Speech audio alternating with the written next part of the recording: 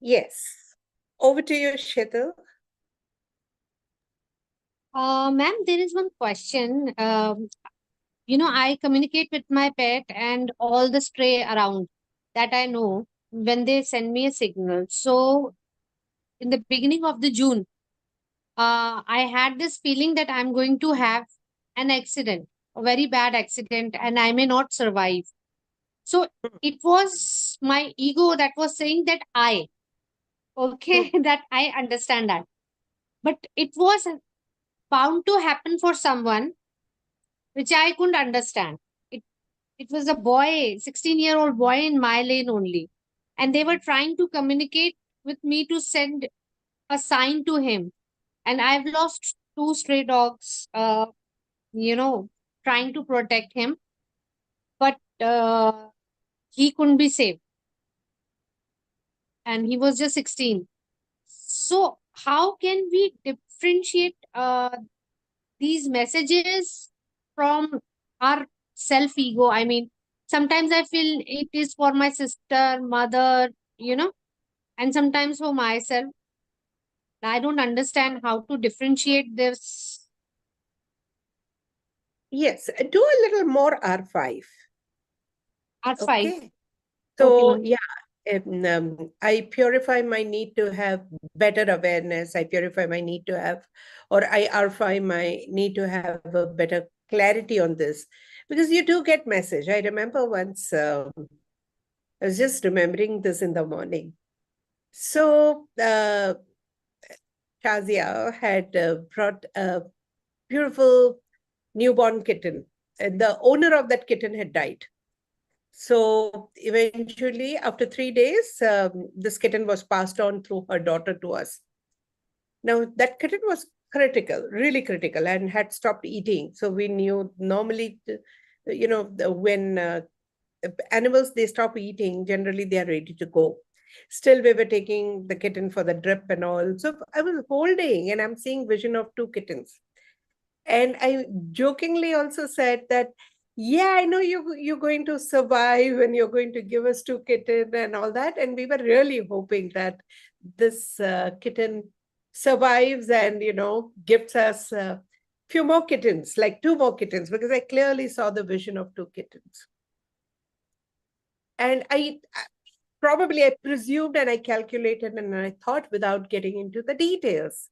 Uh, And you know how people think that I'm too intuitive, so they actually took it seriously and they heard that dialogue and they thought the kitten will survive. And when the kitten did not, my son and everybody got so disappointed. They really hoped. And I was also a little bit disappointed because I clearly saw the vision of two kittens. And within next 3 months, dramatically, miraculously, to one person I know eventually dropped two stray kittens. Okay, so now my house has those two kittens who were grown up, which came later. And later, in retrospect, I realized that's what he was trying to say. This, tiny dying kitten was saying, "Don't worry, let me go. You're going to get two kittens."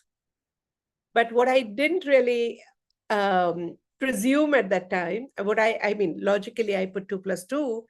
So sometimes you do make this mistakes, and it was, very stressful time for all of us. And I never sat back and kind of explored further. So intuitive signals we often get like random ones. They're not always clear to begin with. Very rarely you get a very precise signal. And initially, I'm talking about. Later, you may get very clear signals.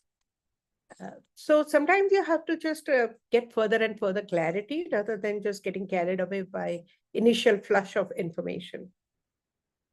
And I also had one more incident. Like I remember once I went to see my dad and mom, and from nowhere, for no reason, I don't get this kind of voices, but it was a very clear voices. See him, this would be the last time you're meeting him. And I was really, I mean, being a daughter, you don't want to hear these things, right? And it was really painful. even though I understand death is inevitable or that, but a part of me didn't want to meet him again, because what if, just before I plan my trip to meet him, what if I don't see him again, if I don't see him alive? And then they decided to come to Ahmedabad. And I was nervous. I was really nervous because I was told that, and it was such a clear message. So they came to Ahmedabad and I was relieved, and I was really happy that for a change, I didn't get the message right. No, and I was really happy that I was let down, and it's okay. I love this letdown. So they settled, and after a couple of hours, they said we had a fatal accident just before we came. I said, what happened? Apparently, they banged against a car. The car took a somersault and banged into another car. Nobody died. They were alive. And nothing happened. A little police case here and there, and that's it. But they said we are all a little shaken off and taken aback. It could have been really major because they went to the other side of the road on a highway, which was very, very dangerous. They had the bigger vehicle come. Fortunately, it was just a Maruti car they banged against, and nothing happened to the family in the Maruti car as well. And my mom and dad were there, and 3 people were there in the car, and nothing happened. So it turned out to be just one of those windows of opportunity. When you get things like death, be careful, because it could be just one of those windows of exit, which at a human level, sometimes we can overrule, and sometimes even we consciously pray and get over and extend the lifetime. Death could also be end of some phase of life. And the new phase begins. A death can also be somebody else's death, but because we are so preoccupied with I, this is what happened in your case. So it could be somebody else, and you still feel you're so involved with them that you feel it's almost my death. And it's okay. All this happens.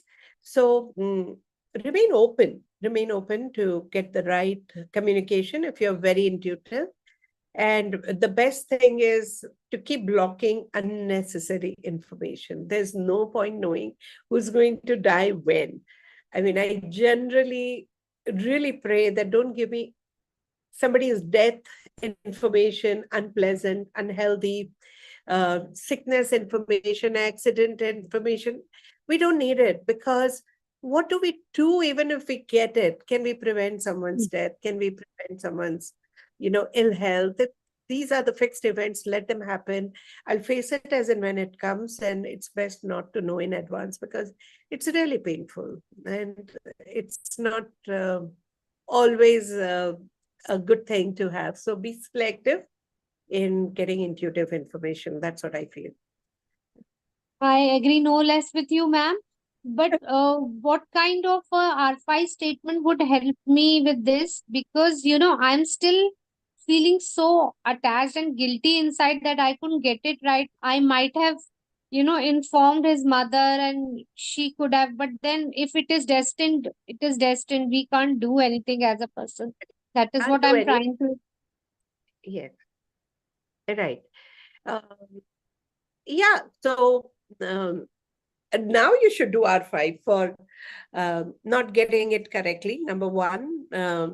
And it's none of our responsibility to inform.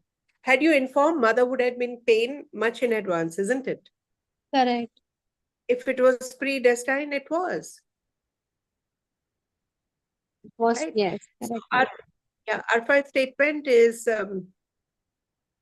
what do you want to achieve now? You do R5 for your guilt right now?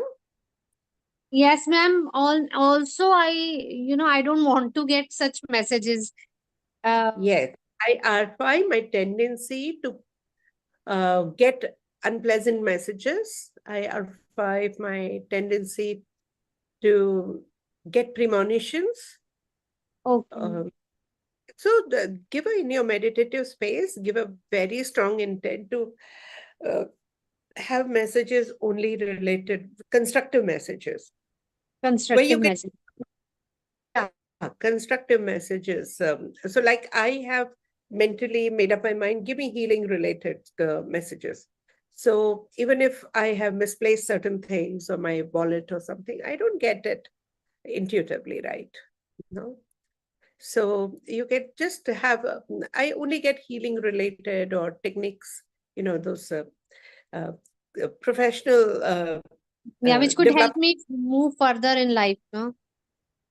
Otherwise, these are called psychic messages. So Mhm. messages which can help you heal or spiritually evolve Ah, would make you more of a spiritual person. Otherwise, we remain psychics. We keep getting junk information which can help no one. And why would you get that? correct, ma'am. Thank you so much for your help and guidance, ma'am. Most welcome. Yeah, I have a question. yeah, Karen. So my question is that with Redikall has been just one of the most beautiful journeys I've ever been through, and I feel like I've come to the whatever I used to do before I joined Redikall was all the corporate stuff and doing workshops and talking on stage and motivational speaking. There was an 100% ego involved in that, which thanks to Redikall has given me a 360 degree. Now I'm I'm at a crossroad because I want to do something different in the same healing modality, but in a more contributive way so that I can evolve with others. But again, am I going back into the ego is my question. What would be the purpose behind doing whatever you're doing? I would like to help people because I notice when I talk to people, they feel so, they feel good and I feel good. It's like when you do charity work, it's like you're doing something, you're giving your time, but you come back more feeling more richer for it.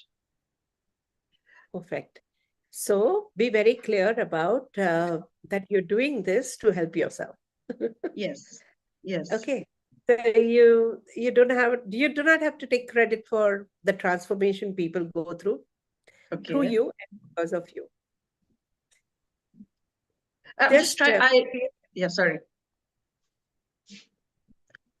so when you heal others and you know that you're getting healed, you can be happy that, yeah, I did it for myself and that's fine. I don't need to really feel elated about it, but at the same time, remain open to appreciation in a very humble way. Hmm.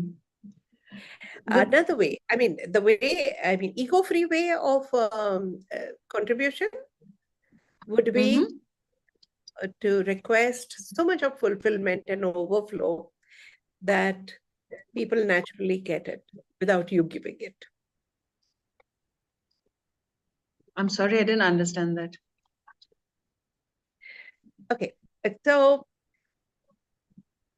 Okay, let me just ask you a question. Mm-hmm. Um, why do you feel happy when others find the transformation? Because I know, I've been helped by so many people, and today I am where I am because people have taken time off from their schedules to pay attention to me and to help me be where I am today. right? So the intent is paid forward, the joy of paying it forward, right? Yes, yes, yes, yes. If it is a joy of paying it forward, it will happen effortlessly as a gratitude to people who paid it forward to you. Yes, absolutely. That is an intent, then there is no question of ego boosting from that. It's just gratitude. Okay, okay. So my question is, I don't know in which direction. Should I just sit and let it happen, or should I go out and do something about it? Like before this, I should go on social media, but I don't know what physical steps. They say everything there has to be action also. Intent is good, but you have to take action for it. The action is where I'm totally confused. Maybe there is a little time. So just leave an intent that whenever I'm ready, let it Mm-hmm. happen. That sounds light. That sounds very light. Thank you so much. The vision I had when I started this work in fact, much before I started the new phase of work. I've always been working, but in between, I remember I was in Hong Kong, and my coordinator said, let's do something for women. And she was thinking about workshops, series of workshops. I said, there can be a creative way, and it need not be always workshop. Then I went into the channeling space, and I saw a vision. I've shared this with many people. I'm reminding you that again. So vision of a lily flower, lily-like flower, with the cup. And when the cup was full, obviously the water was dripping. And below each petal, there were other flowers, right? Lily-like flowers all over. And there was a formation. So when their cup was full, they were overflowing. And then there was a formation of another round of flowers. And this is what was the vision. At that time, I didn't know exactly how it will unfold. But today, I see that. that how people are just overflowing by positioning themselves correctly. And that includes me positioning as a receiver very well and feeling fulfilled enough to overflow. So true. And that is your logo also. Yeah. Okay. Yeah. So intend to position yourself where you feel fulfilled. Overflow happens naturally. For that, you don't need to do. It's just by virtue of being in that position, you flow. Thank you so much. You've lightened my mind so much. Thank you. Happen. So intend to be fulfilled. That's more important than anything else. I will. Thank you so much. Good work. Yeah. Okay. Anything else? All right. So we've had fulfilling 20 minutes. Thank you, Shetal. Thank you, Sharon, for asking questions. See you tomorrow. Bye. Bye-bye. Thank you, ma'am.